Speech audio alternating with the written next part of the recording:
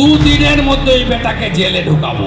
নাম না করেই কাকে জেলে ঢোকাবো বললেন শুভেন্দু অধিকারী। সম্পূর্ণ খবরটি জানতে সঙ্গে থাকুন। নমস্কার, শুরু করছি আজকের রাজারহাট বাজার। শুধু খবর নয়, আস্থার প্রতীক, এই বিশ্বাস নিয়ে আপনাদের সামনে হাজির হচ্ছি আমরা। এর একটি গুরুত্বপূর্ণ সংবাদের গভীরে পৌঁছবো আমরা, যার শেষে থাকছে একটি অত্যন্ত গুরুত্বপূর্ণ দৃশ্য। এই গুরুত্বপূর্ণ সংবাদ জানতে চোখ রাখুন, দেখুন রাজারহাট বাজার। বিজেপি ক্ষমতায় এলে দুদিনের মধ্যে জেলে ঢুকাবো, মালদার গাজলের সভা থেকে হুঙ্কার বিরোধী দলের নেতা শুভেন্দু অধিকারী। নাম না করে জেলা তৃণমূল কংগ্রেস সভাপতি আব্দুর রহিম বক্সির উদ্দেশ্যে হুঙ্কার ছেড়ে গেলেন বিরোধী দল নেতা শুভেন্দু অধিকারী। পাল্টা কটাক্ষ জেলা তৃণমূল সভাপতি আব্দুর রহিম বক্সি।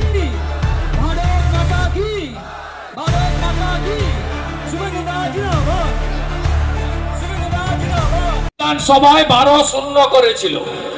এবারেও লোকসভা ভোটের হিসাব দেখবেন, 6টা সিটে এগিয়ে আছে বিজেপি, 6টা সিটে এগিয়ে আছে বাম কংগ্রেস জোট, তৃণমূল 0। একটা সিটেও লিড পায়নি, এক হরিশ্চন্দ্রপুরেও লিড নেই। ওই যে বড় বড় কথা বলে না, আমার গাড়ির দরজা খুলতো, ওর নাম আমি মুখে আনবো না, ও বেটা আরএসপি করতো। আমার গাড়ির দরজা খোলা আর আমাকে প্রণাম করা ওর ডিউটি ছিল।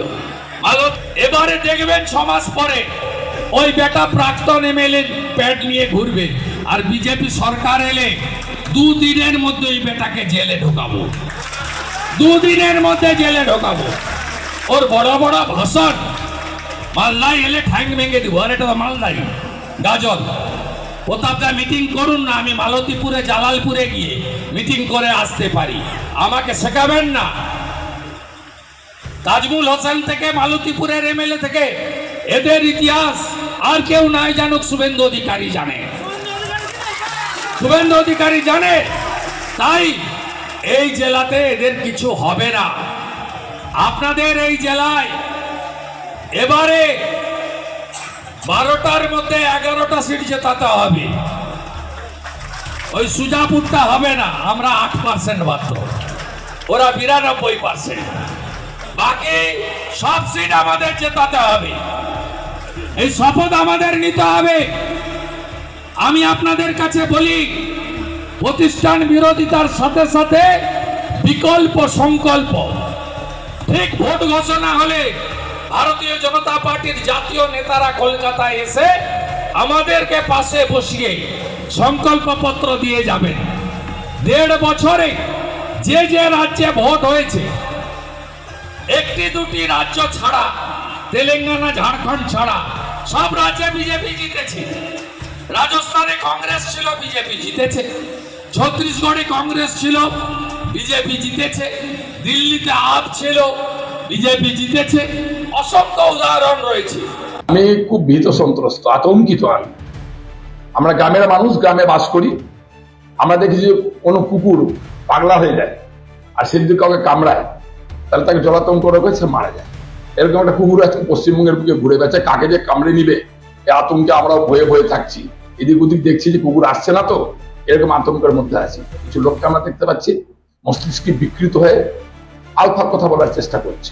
একজন ভদ্র মানুষ, একজন বিধায়ক মানুষ, তিনি একজন বিধায়ককে বেটা বলে সম্বোধন করছেন, জেলে ঢুকিয়ে দিবেন বলে বলছে, চ্যালেঞ্জ করছেন। ক্ষমতায় আসেননি, আজকে জেলে ঢুকিয়ে দিবেন তিনি বলছেন 2 দিনের মধ্যে, 2 ঘন্টার মধ্যে জেলে ঢুকিয়ে দিবেন। আমাকে সেখানে নাকি লক্ষ ভোটের ভেতরে হারিয়ে দিবেন, আমি সেখানে নাকি মানুষ পাশে দাঁড়াতে পারবো। এ ধরনের অকথ্য কথা বলছেন। মস্তিষ্ক বিকৃত হয়েছে, মাথা তার ঠিক নেই, কাজ করছে না, পাগলা করাতে পাঠানো উচিত। আমি ওর ফ্যামিলিকে অনুরোধ করবো, যদি আপনাদের কাছে টাকা না থাকে, দিদির স্বাস্থ্যসাথীর কার্ড আছে, আমরা দিদিকে অনুরোধ করবো, দিদি স্বাস্থ্যসাথী কার্ডে আর একটু টাকা ওর জন্য বাড়িয়ে দিন, যাতে ওকে পাগলা করাতে মাথাটা ভালো করে নিয়ে আসে, যাতে পশ্চিমবঙ্গের মানুষ আমরা বাঁচতে পারি কমসে কম। মানে এরকম পাগলার কাছ থেকে বেঁচে সুস্থভাবে দীর্ঘদিনে যে আমাদের ইতিহাস, আমাদের যে সংস্কৃতি, বাঙালিদের এখানে হিন্দু নয়, এখানে মুসলিম নয়, আমরা বাঙালি একসাথে বাস করি। যাকে ইচ্ছা তাকে ভোট দিয়ে আমরা সেই ক্ষেত্রে দাঁড়িয়ে দিদি ওকে পাগলা করাতে পাঠান আর স্বাস্থ্যসাথীর পরিষেবা দিয়ে তাকে সুস্থ। মালদা থেকে দেবাশিস পালের রিপোর্ট, রাজারহাট বার্তা। খবরটি সবার কাছে পৌঁছে দিতে পোস্টটি শেয়ার করুন এবং নিয়মিত খবর ও আপডেটের জন্য ফলো করুন রাজারহাট বার্তা।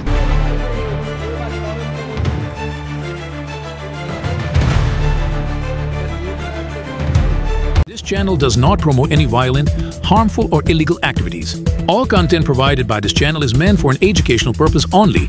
All words spoken in this video are the responsibility of the speaker. The channel has no affiliation with this.